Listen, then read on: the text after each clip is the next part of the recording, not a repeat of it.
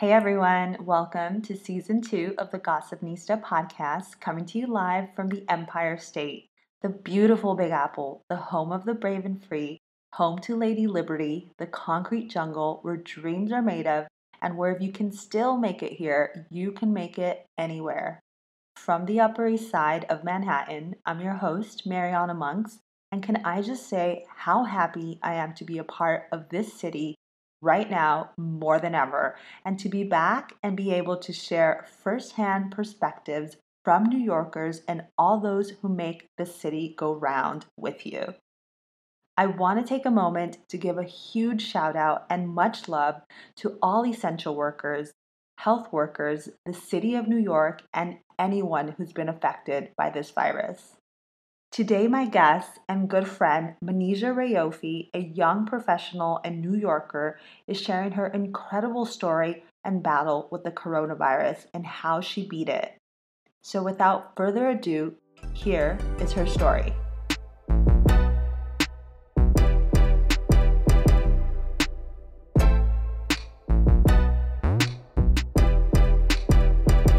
Manija, hi, how are you? It's been so long since I've seen you. I'm so glad you've recovered and you're well. You look beautiful. Thank you. Good to be on here finally. Yes, I mean, it's not good in the sense that it's because of a bad reason, right? But as I said, I'm happy to have you 100% recovered now from the coronavirus, and you're here today to kind of just share with us, what you experienced and how you got through it. And again, I'm so grateful for you to share this with us and to be seeing your face. Just for context, guys, me and her are doing Zoom. This will not be shared, but the audio will. So she's looking great, and she's going to tell us everything. So, Nisha, how are you doing? I'm good. I'm glad I don't have to wash my hair for this today. I don't think anyone's washing their hair or putting on pants on the bottom for Zoom meetings, right? So we're good. So how are you feeling? Let's start with that.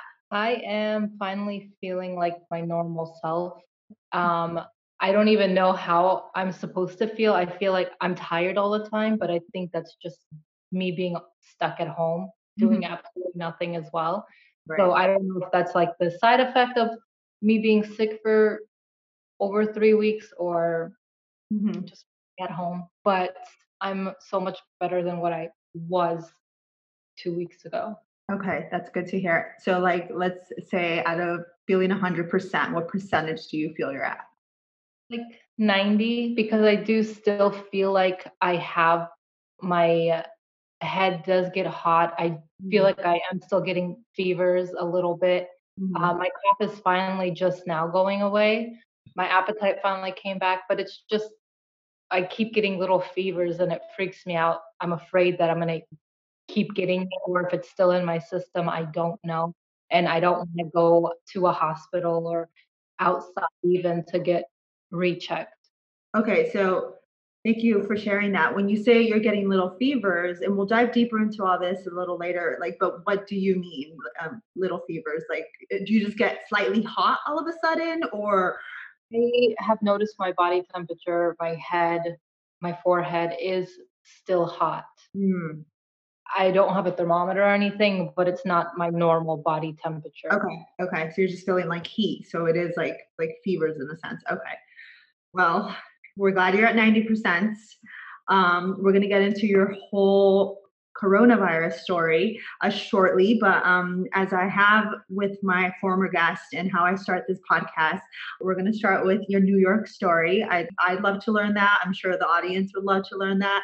So let's start there. Are you originally from New York, Manisha? No, I moved here from San Diego. I'm originally from Okay. San Diego, moved here more than 10 years ago now, or about 10 years ago. So officially a New Yorker, yes. Okay. So you're from San Diego, and what has your experience been like in New York ever since being here? Well, I was so laid back in San Diego. Life is completely the opposite of what it is in New York. And I feel like this has just become so normal. I love the hustle, the bustle, Mhm. the life of New York, the city, the people, everything about it. It just like grows on you. And every time I go back to San Diego, I'm like, oh, I can't wait to go back to New York. I Yeah, just miss really? Okay. So you wouldn't choose, the West Coast, San Diego, over New York? New York is like you now at this point, you'd say? I wouldn't it is me. I love it. There's honestly like this love-hate weird relationship I have with New York, and I feel like a lot of people have that. Um, Mhm. my heart is here, Yeah, but my family's in San Diego, and for my kids' sake, I do have obviously, as you know, 2 yeah, small boys.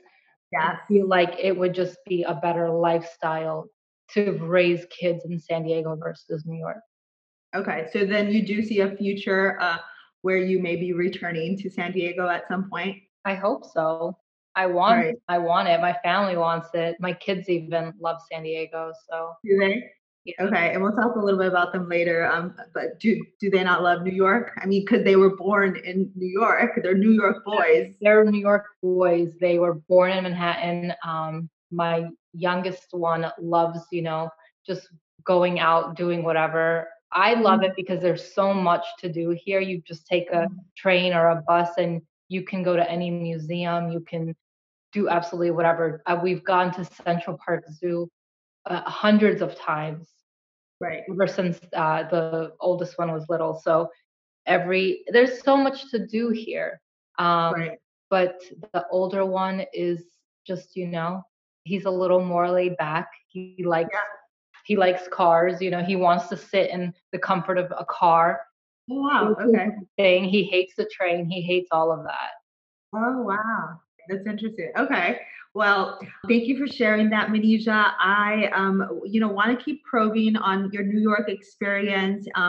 What do you specifically like and dislike about New It's hard to say now that we're stuck at home. I used to hate the crowds, and now I miss that so much. Um, York? Right. that's all I want is just people back on the street, just living life again. But I did love that as well. I just love all the different cultures and being able to walk from one block to another, and you're in a completely, it feels like in a different world. Yeah. So that's my favorite. That's your favorite. And what do you dislike? It was the crowd. It was Oh, the crowds, but now I miss that. okay. Okay. So there's like a double-edged Yeah, sword it there. is a Okay. double-edged sword. Okay. I know, but seriously, there's talks. Will it ever be the same again? Could you imagine a New York not being the same as it was? I think it will. New Yorkers are strong. We'll get through this. No, definitely we'll get through this. Just hopefully the same way, right? 100% back to the original New York. But okay, so you pretty much just answered my next question there, Manisha, and that was like, do you think the city will ever be the same again after coronavirus and this outbreak? Do you think, people are going to be crammed in those subways again and not be more cautious? Do you think people will go to restaurants and not keep 3 to 6 feet distances away from one another? I mean, New York is such a compact and dense city that's bound to happen, but I feel like people are going to be a little more cautious, more careful. I'm already, okay, so even delivering food for me right now, I feel grossed out. Like in the back of my head, all I keep picturing, I feel like I keep picturing germs on everything. And I mm, feel like New Yorkers or people, once it goes back to what is mhm. normal, whatever's supposed to be normal, and things are open, I feel like everyone's going to be just a little more cautious for a while until we get back into the routine of things or until the virus is just completely gone. Right, right. Yeah, that's 100% makes sense. And I hear you on the whole being cautious all the time of everything. Um, all right. So this is my last New York question. And, given we're in this situation, it kind of puts a different perspective as to when I used to ask it then to my guests. But, what advice would you give to someone who is new to the city, who still wants to come to the city after this whole, epicenter of the coronavirus? Um, well, the coronavirus is everywhere, unfortunately, but I know it's hit New York really bad. Um, Yeah. but this city, the people, they are strong. they will recover. Mm-hmm. It might not be normal for a while, but I guarantee everybody is just yearning, like, to just want to go back to normal. So I feel like it will go back to normal a little faster, maybe just because everybody wants that Mm-hmm. norm again, you know? So even just going to the beaches, just walking out in the city, we all miss that. We're not meant to be stuck at home, especially if you're a New Yorker, Right. or especially if you even wanna move to New York. That's Yeah. what it's all about. It's Yeah. not about living inside, it's about being out. That's why these apartments are smaller. That's why, Yeah. people are okay with living in tiny places, because this isn't where we're spending our time. We're spending our time outside in the restaurants, out exploring, walking, Central Park. That is very true. That is very true. So then you do recommend people still making a move to New York, should that be what they want, as well as obviously traveling and visiting New York once all this clears. Yeah, definitely. I mean, I can't wait for the travelers and the visitors to come back, just to get things back to normal. Yeah. Just because I am in hospitality and I do Right. want that, I want to see the hotels busy again. And I know it's going to be scary for people, um, but that's what makes everything happen. That's what makes Yeah. the world go round. Exactly. It's what gives New York life, right? Added life Yeah, to it. yeah. So thank you for sharing your New York story with me, Manija. You actually just segued into the perfect next segment, which is, I'd love to learn more about your line of work and how you got your coronavirus. And for context, let's start with tell us a little bit about yourself and your age and your health if you're comfortable sharing that.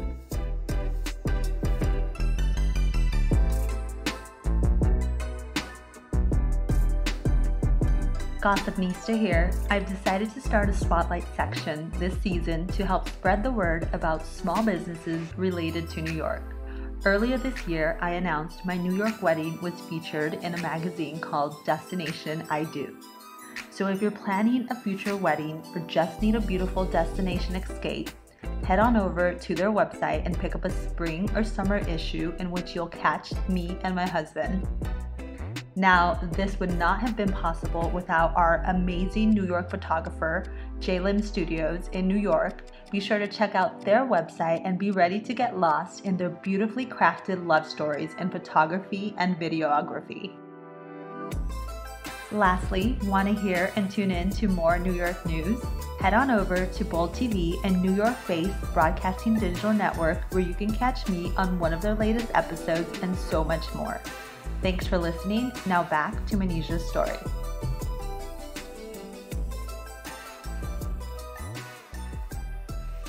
I'm 21. I'm kidding. Okay, I'm 21 too. I think I'm 34.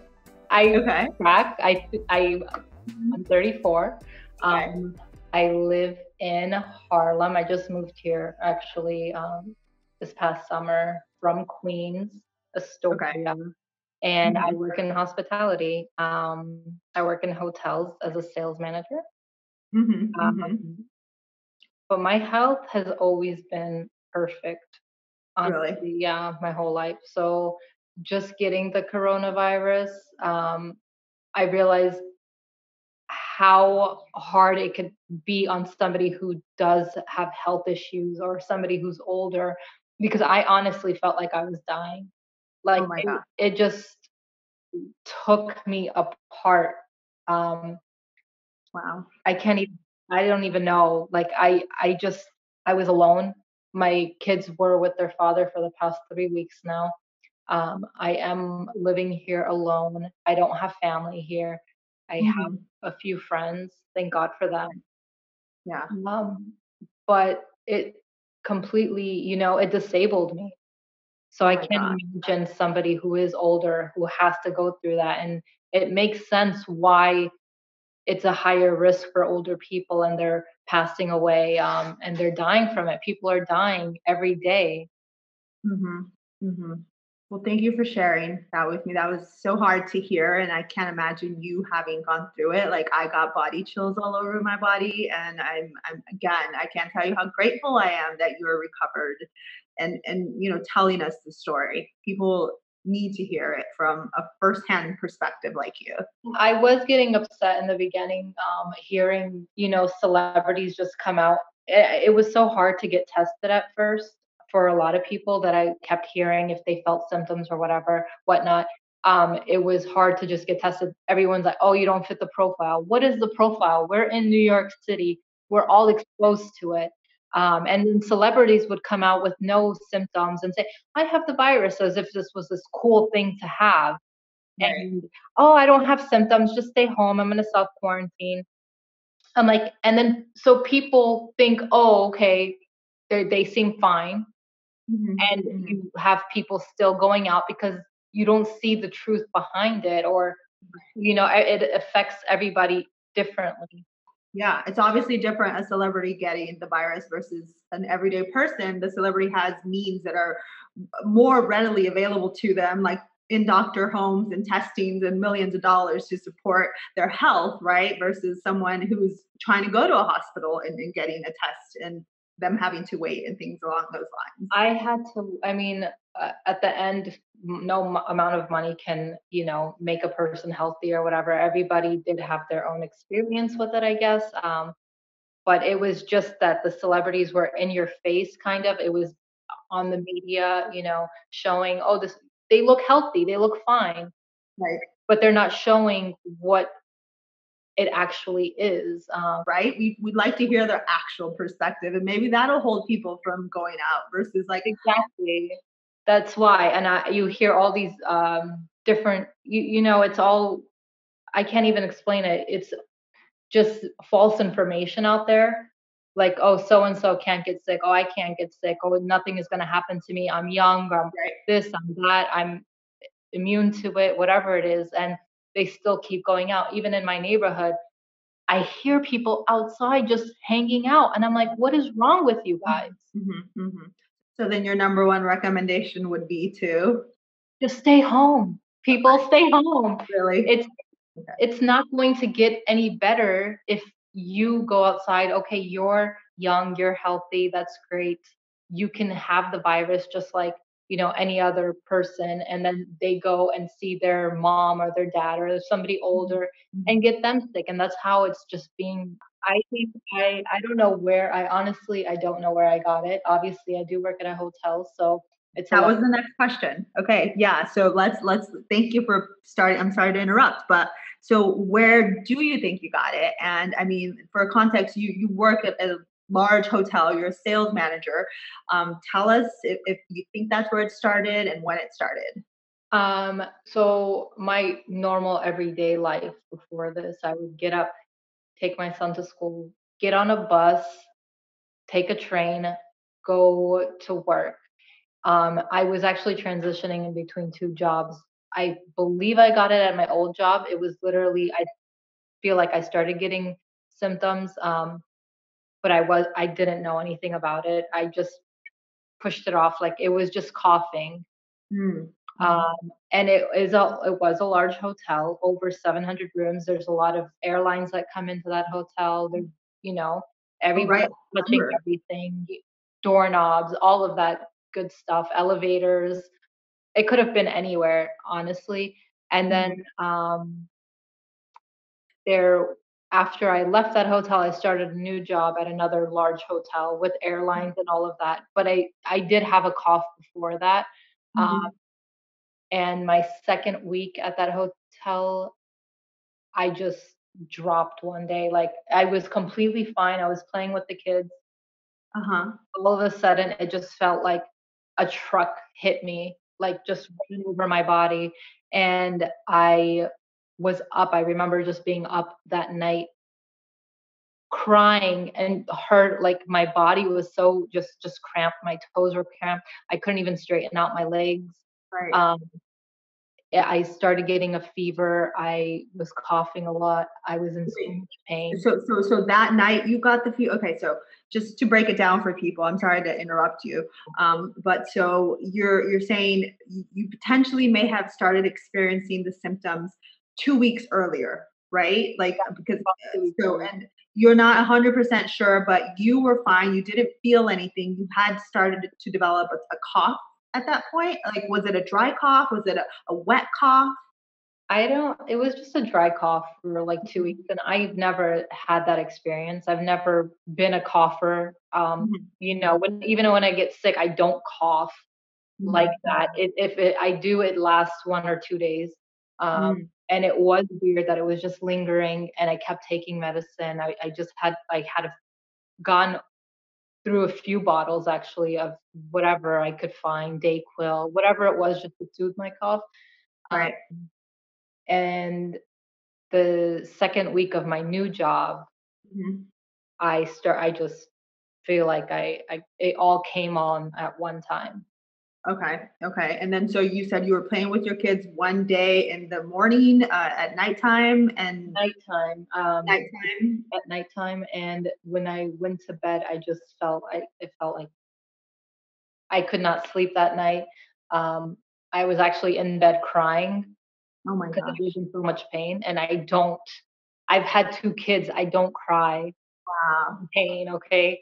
It was horrible. It honestly was like knives just being stuck into my chest, knives were being stuck into my legs, in every part of my body. It just felt like there was knives just being stuck in my back, my bones, everything.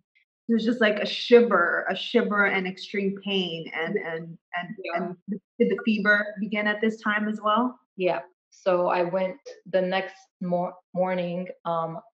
I did. My aunt and my nanny were with me that week. Mhm, They told me to go to the emergency room. I didn't want to go there because that's mhm. when, coronavirus was just coming out. Everybody was getting laid off. I got laid off that week actually. So Wow. I'm like, let me just go to urgent care. I know how the emergency rooms work. It's hectic. It's crazy. I don't want to be exposed to it if I just have the flu or something. And it was quiet in there at urgent care. The doctor was really nice to me. He just walked me through it, talked, said, "Don't worry." And they have the wrong information too. "Oh, you're a young, healthy girl. Right, they told you Don't that? Yeah, yeah. Like, don't worry, it's not coronavirus." But he did test me just in case because the flu test came back negative. The flu test took like, a few minutes, came Okay. back negative. Then he did the corona test and said, "Don't worry, you're fine." In my head, I'm thinking, "Oh, great, I don't have the corona." Uh-huh, uh-huh. But then they gave me a paper once I'm all checked out and whatnot. And they're like, "You'll get your results in 5 to 7 days." I'm like, "Oh, great." Like, it's gonna 5 take to 7 5 days. to 7 days to what am I supposed to do? Right. I Uh, mean, okay, let me stop you here. Sorry, thank you for sharing this much. I just, again, I want to stop while we're talking to break down some things so that way we get the full picture. And I know there's going to be questions people have on their mind that they're going to be like, why did she ask? So I'm just stopping to ask, right? That way I don't forget. So okay, so let's go back to the beginning where you said 2 weeks earlier you started feeling like you were getting these symptoms. About what time of the month was that? Like when? February, the end of February, and then when was the day that you had the actual fever? You were shivering. Do you remember specifically? no idea. Um, March something, like, Okay, because because I saw you 2 days prior to the day that you told me that you just had shivers that Monday. We saw each other Saturday, and yes, then I it was definitely so Monday. And okay, so now I'm a little freaked out, Manija, because you're telling me that you it's had two been weeks 3 prior. weeks. It has been 3 weeks, and I haven't gotten anything. That I mean, you know, but every day I'm like living in this paranoia, and this is not even based on me having interaction with you, right? It was just on going out to get groceries, being in my own home, being with my husband, like, and now I'm freaking out. But it's been 3 weeks, so I'm clear. I'm sure of that Mm. space. It's been like a month since I've seen you. It's been a while, Yeah. yeah. But it was okay. So, but when did this day happen? I believe it was like in the beginning of March. Was It was like March 7th or something like that. March yeah, 7th or 8th, I'm yeah. thinking. So that's probably when you got the extreme shivers. And this is about the time also that the news was coming out with that this was, you know, outbreaking more so than not. Well, actually, March 7th. It was on March 16th. Actually, I'm looking at the calendar that I Then, just that's when all the symptoms hit me. oh wow. Okay, so then I saw you March 14th because that was Saturday. Okay, so March 16th, and we're on April 9th today, guys. That's for context for you. Hoping I bring this podcast out sooner versus later. But okay, so then it's pretty much a good like 3 weeks, 3 weeks that we've last seen each other and this has happened. So, okay, so thank you for sharing those specifics. So you go to the doctor the next day on the 16th or the 17th, right? Uh, Um, you which hospital did you go to, if you don't mind my it asking? was City MD, one of these. Closer ones next to you? Yeah. Okay. And was it hard to be seen? It wasn't as crazy then? And then a doctor saw you and you got a flu test. Flu test was right away. They told you you don't have a flu. Then they took a coronavirus and he told you then it takes 5 to 7 days and then you go back home. Well, I go back home. It was just it was that week. That's when everybody, nobody was really working. Everybody was told to stay home, but it Mm-hmm. still hadn't been mandated. I don't think it was in New York yet. Mm-hmm. And I come home. I have no idea what to even do. They're just like, oh, I'm like, I have two small kids at home. I have a nanny at home. What am I supposed to do? Right. Just self isolate. Try to stay away from the kids. Mm-hmm. I'm like, Mm-hmm. what kind of advice is that really? Because I Right. don't know how, like, you don't know how you're going to infect the kids if they've already been exposed. If not, obviously they were exposed. Um, I tried to stay away from them as much as I possibly could that week. Uh, Mm-hmm. so that the 17th, I was really bad. The Mm-hmm. 18th comes, I was still really sick. The Mm-hmm. 19th, I felt like, oh, I'm good. It was just a minor flu or something. It Mm-hmm. passed and Really? everything went away. Okay. And I started noticing on the 20th, I couldn't breathe. Oh, Um, really? it was Out of really nowhere. hard. Huh? Out of Yeah, nowhere. Okay. out of nowhere. I just couldn't breathe. It was really hard just inhaling. I felt like I was gasping for air. And I started coughing again. And then all of my symptoms came right back, all the body aches, all the pain, everything. Um, Wow. and my kids were supposed to be with their dad that weekend anyway, so he picked them up, took them. And I was still stuck in bed. On Saturday, I finally got a phone call. They're like, so you've been tested positive for coronavirus. Okay. So it took about 5 days. The second my nanny found out, she bounced. My aunt bounced. I'm Wow. like, well, if you've been exposed, you've been exposed. I Okay. don't think it's fair, for anybody else to be exposed to it at this. Right, right. Like, okay, but let's stop there. And this is an important, you know, question to ask. So you said you had a live-in nanny, you had your aunt that was staying with you, and then you had your two little boys. Tell us your two little boys' name and their age.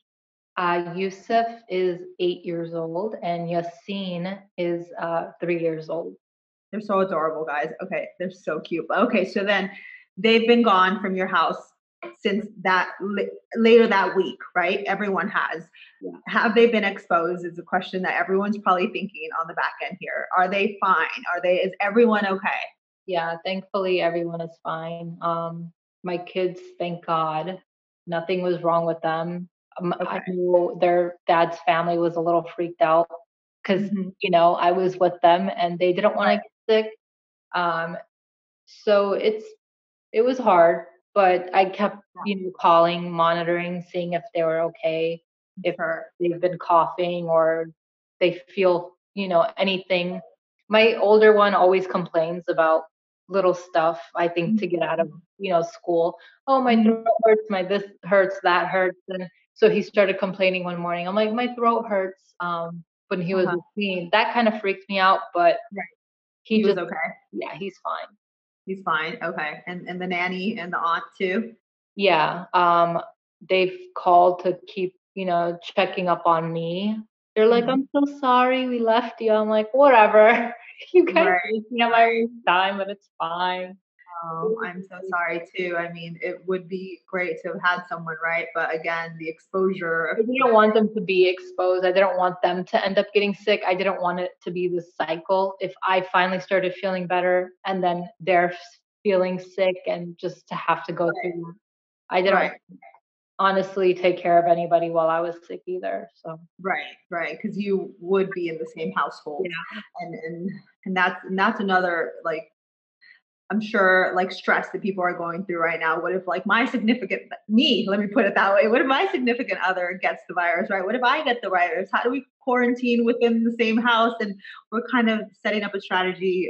But even then, are you even, you know, like, risk free from it not happening? Okay.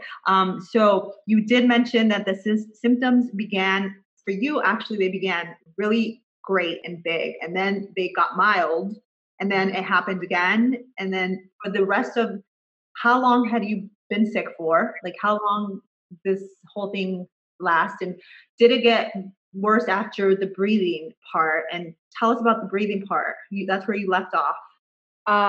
It was pretty bad. Just it was always something different, honestly, every single day. The body ache was there. It was killing me. I couldn't sleep. I honestly just would stay up like to, sleep for 2 hours, wake up for 3, 4 hours, tossing and turning, um, just because I was in so much pain. And I couldn't eat, I couldn't do anything. I honestly just felt disabled, and I think it was Wow. on a Tuesday, the next week after I had already gone to urgent The care, doctor. then So the 24th. I ended up, I was on the phone with my dad. We were on, WhatsApp, just video chatting because they kept calling. My parents kept calling, checking up on me. And I was coughing so much that I just couldn't breathe. I felt like I was having to inhale for air. And every time I would open my mouth or inhale, I was choking on air. Wow. So Okay. it was just really difficult to breathe, honestly. Um, Mhm. and he's like, just call an ambulance. Please just call an ambulance. So I ended up calling for an ambulance. I couldn't even stand up. I was like passed out on my couch, just kind of hunched over. And then they finally came. They wouldn't come inside. I didn't know what to do. I didn't know if I was supposed to go outside because they knew Right. that we did have. It did take a little while just Yeah. to get through to a dispatcher, just getting one dispatcher being transferred to one in New York, being transferred to one here in the city. I'm like, this is Okay. a full process. Okay. So let me stop you there. So then, I'm sorry, I have to stop you at these. I want you to continue. We all want to hear, and I hope people don't get upset that I'm stopping. But okay. So you couldn't breathe. It was really hard. It was at a point you had to call, for help, because one, you don't have anyone with you. Yeah. Two, you called 911. I called 911. Okay, 911, and you said there was a process of, like, them picking up and dispatching you to someone in New York because they probably answer somewhere else, and then how long before you actually spoke to someone, and how long did that take, and then how long did the ambulance take to get to you? The whole speaking process probably took 5 minutes of Okay. getting through to the correct person, Mhm. I guess. Great. It did take the ambulance to get here maybe 10 or 15 minutes. It took Okay. probably 10 minutes just to get to the front. And then they were just hanging out outside for like 5 minutes. I don't know if they were preparing themselves because they knew that I did have the virus. Mhm. So they were suited up. They had these, this robe kind of just protecting themselves. And he Mhm. finally came inside, asked me to walk out. Mhm. Um, and then I was taken to Lenox Hill Hospital. Okay. Okay. So then they took you there, and then what happened? Um, all of the nurses and doctors, it wasn't that bad. Like Mhm. every bed was full, but I feel like they're just trying to get people in and out. I don't know how it is now and Mhm. how crazy it is now, but it wasn't as bad that day. They're just Mhm. literally lined up. I was pulled on a stretcher, there, Mhm. and I felt like an alien almost, just being looked at and like evaluated, just being stared at, and I felt just bad Right. for being there because I'm Mhm. like, oh, I don't like I did something wrong. I'm Right. being, and I know they're all afraid, and I didn't Mhm. want to be there. I didn't Right. want to expose anybody else. I had my face mask, everything. They wheeled me into another room that was kind of closed off from everybody for just people. It was only two people allowed, two beds Uh-huh. in there. Uh-huh. They didn't have enough space. There was another male in there, and they Mhm. closed off the door for anybody who does have coronavirus. Uh-huh. Um, honestly, I guess they didn't have enough room. They wanted me to be secure away from everybody. And Mhm. just because my breathing was bad at that point, and Mhm. um, I had a fever, I was dehydrated from just not being able to even get up to get water, anything. Mhm. They Wow. they put like 3 bags. It was just literally 3 bags of fluid they gave me, Uh-huh. and then they put some serum, I don't know, I guess antibiotics in me, uh, Mhm. drew some blood for more testing, Mhm. and then they wanted to monitor me, for my breathing because it was really bad. So they rolled me kind of to the nurses' station in my Mhm. own little section, closed off with the curtain, and I think the anxiety of it all, I Uh-huh. started hyperventilating, which just caused Wow. me to not breathe even more, Some one random, the EMT, this random Mhm. EMT guy comes, he's like, "You need to calm down. You're Okay. hyperventilating. I can see you breathing from here, like, really fast." Because it was just on Trump, talking about the coronavirus. They're like, "You need to stop talking about you need to stop just thinking about the virus. Relax your mind." It kind of brought me to ease. Good. They got Good. my heart rate was just way too fast as well. Uh, Okay. they got my oxygen level normal. They brought down my fever, and they said they didn't want to hold me overnight. There was no Okay. night. They're like, if you can't breathe again, or if you're having difficulty breathing, you can come back. Okay.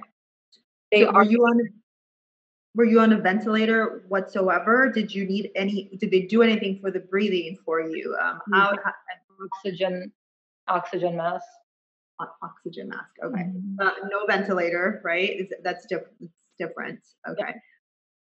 Sorry. So then they released you and said, To just again self isolate, just to take Tylenol if for my fever, not to take anything else. And that was it. They honestly didn't know what else I could possibly do. I didn't, I feel like everybody's just kind of lost at this point.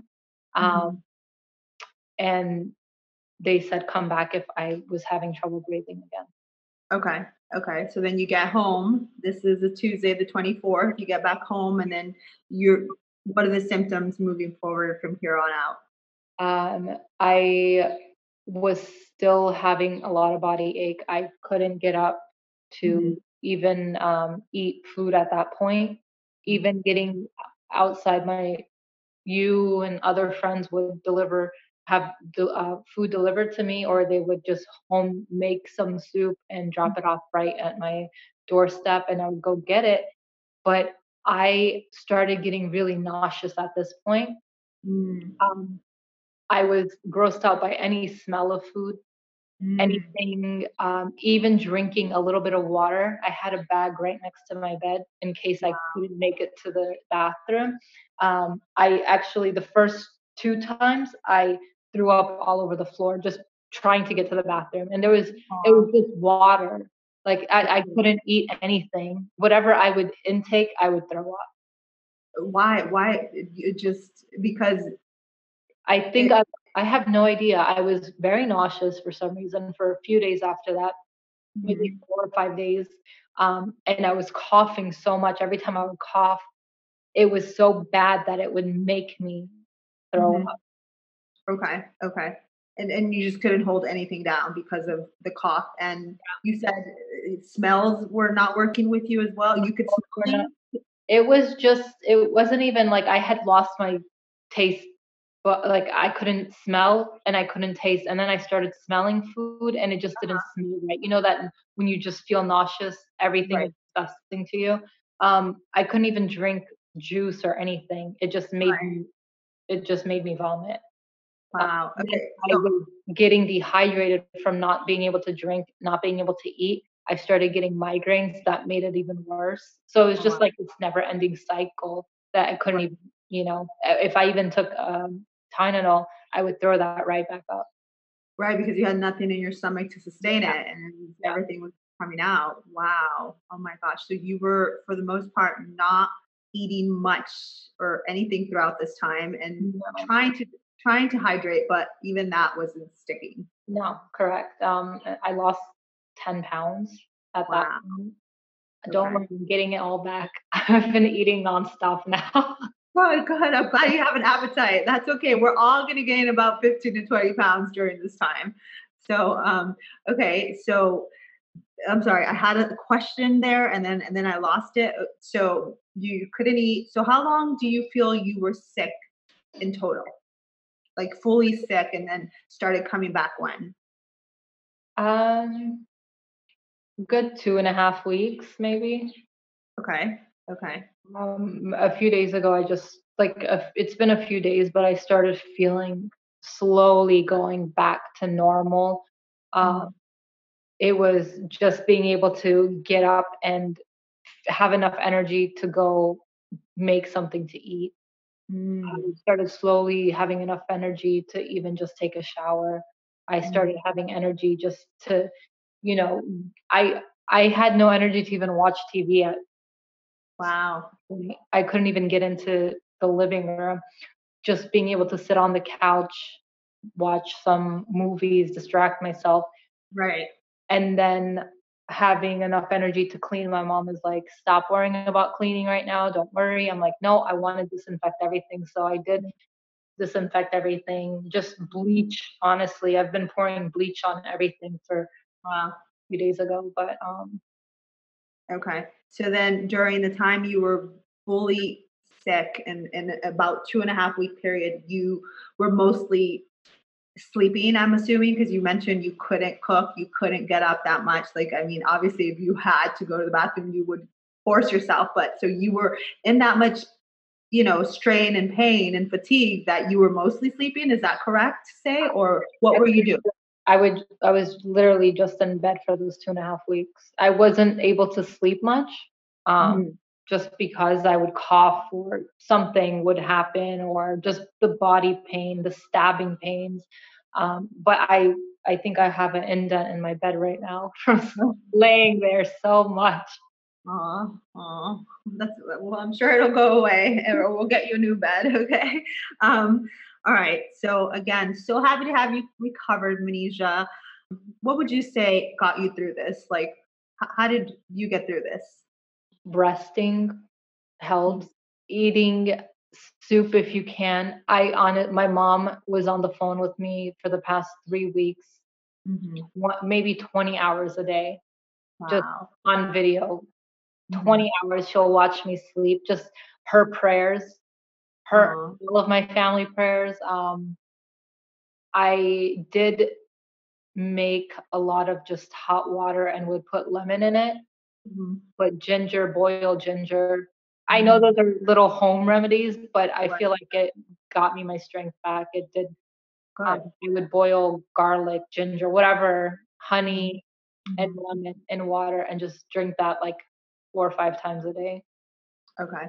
Okay. So your family support Yeah. and them watching over you, and then also you mentioned people sent over things and try to keep you sustained and give you that they were here support as well. And Yeah, I'm just thankful for the people who showed up, in Right. the time that I needed it. It really, my heart just like Yeah. is so thankful for everyone. Yeah. We're all thankful that you are nearly 100% recovered, right? So, okay. Anything I missed that you'd want to say? No, I'm just thankful. I feel like even this whole quarantine and just being alone or being out of the outside world, it brings everything into perspective. What's important in your life. Mhm. I feel like I know it's a horrible situation, but maybe we all needed it. Mhm. Um, I think we all needed a break. I worked for like the past 17 years of my life straight. This is the first time that I've just been home, Mhm. being able to, as much as I possibly can, relax, at least for the last few days. The first few weeks were horrible, and I wouldn't wish it on anybody, but Mhm. I feel like the next month that we are home, Mhm. enjoy it, Right. enjoy who you're with. Right. Even if you're by yourself, just enjoy that time because we're never going to get this again. You're right. I know it's a horrible situation, but just make the best of it. 100%. And Yeah. thank you for sharing that perspective. It's much needed because of all, you have actually gone through the virus, and at the same time you had mentioned, you work in the hospitality industry and you were furloughed, meaning, you were let go for now, but you will be returning in the future. And again, it is time that you're able to take to yourself at this point.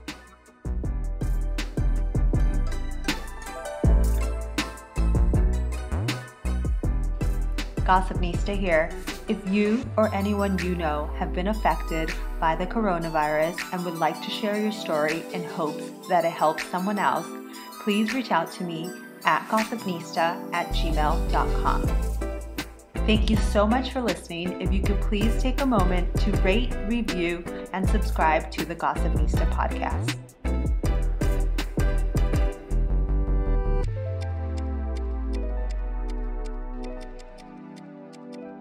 Manija, so I realize, you've kind of described a lot of the symptoms you've had during the virus.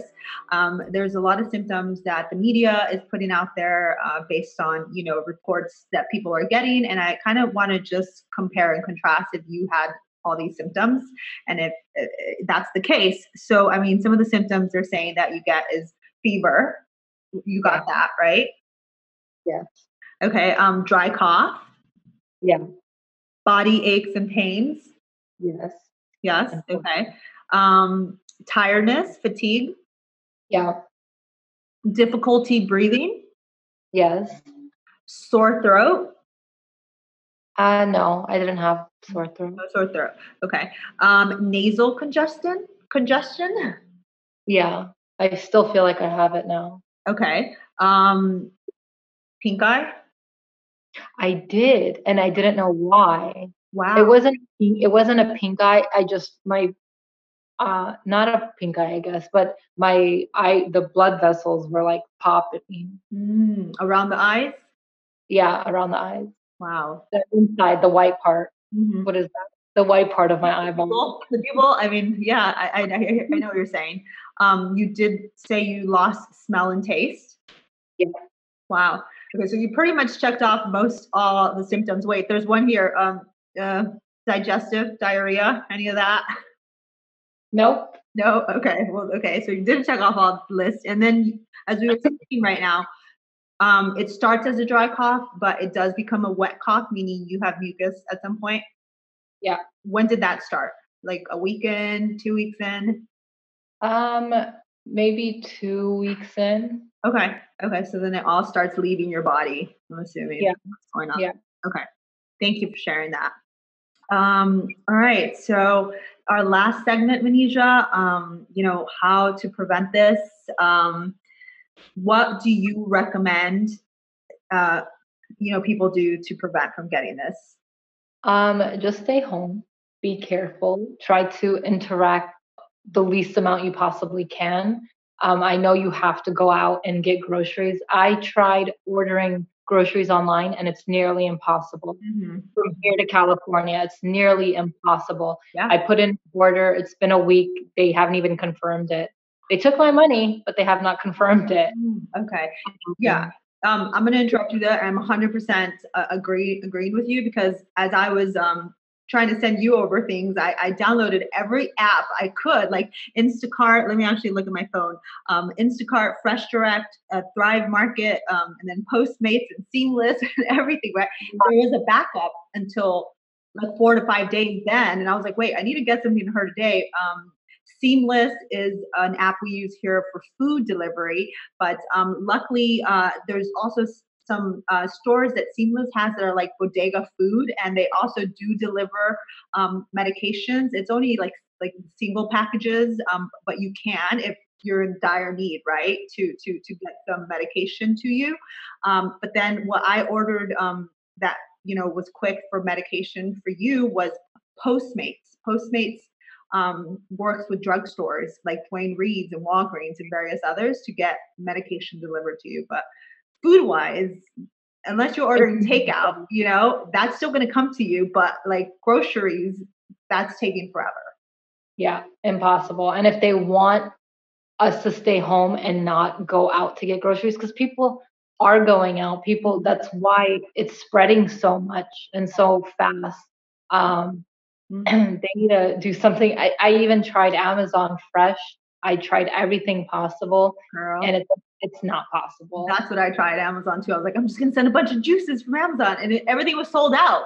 Sold out. I was like, oh my gosh. And I haven't even looked now, because my husband and I, we are literally doing what technically we should be avoiding, and it's going into the grocery stores. We have so many grocery stores around us, and it's just so easy for us to go, but it is like, putting on our mask, putting on our gloves, and making sure we keep social distance and not trying to be around anyone. But it's chaotic in these places. And some of them, because they're New York stores, they're so small too.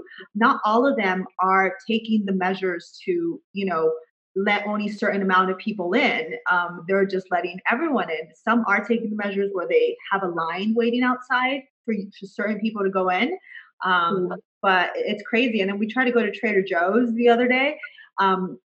Right before it opened, it was 9 a.m. There was a line of 100 people around the block at 6 feet apart prior to going in. So it's crazy. But if you have to go out, just buy your stuff at least for the next 2 weeks, so you can stay home for at least 2 weeks. I know it's kind of impossible, but I recommend that. That's a good point. That's a good point. That's what we should be doing. So thank you for that reminder. Yeah, don't worry about toilet paper and stuff. I don't know why people stocked up on that and not food. Right? That's exactly what my other friends said. They're like, why is everyone on the toilet paper thing? Like, you can find napkins and various other things, but food. Okay. So say, worst case scenario, someone does come down with the coronavirus. Do you, or feel like they have those symptoms, do you feel they should go into a hospital to get treatment and get the test? Or at this point, should people just be staying home, self-isolating if they think they have it, and kind of let it ride through? Just stay home. It's not worth it. What if you don't have it and you go and get exposed to it? It's just a scary thought. Obviously, they're saying call beforehand if you do have it. And hospitals are just so overwhelmed now anyway, that they're going to turn you away, most likely. They can test you. It's still going to take a few days. Yeah. So as long as you're having, if you're fine and you're not having difficulty breathing, there's no point of going to a hospital, because there's nothing they can do. There's no medication. There is no treatment. So just stay home and self-isolate. And if you do have the symptoms and you don't know, just think that you have it and do the same procedure as they tell you to do. Because most likely you probably honestly have it if you have those symptoms. 100%. Manija, I can't tell you how much I appreciate you sharing your story with us, literally hearing firsthand perspective from someone that's gone through it. And you're the strongest person I know. Seriously, you've gotten through the biggest hurdle any of us can get through, right? And you're a mother of two, and I mean, you are the story, that everyone should actually listen to for inspiration. So glad to know you. Can't wait to actually physically see you. And I appreciate you. Of Thank you for having me. course. Stay healthy. Thank you. Bye bye. Bye.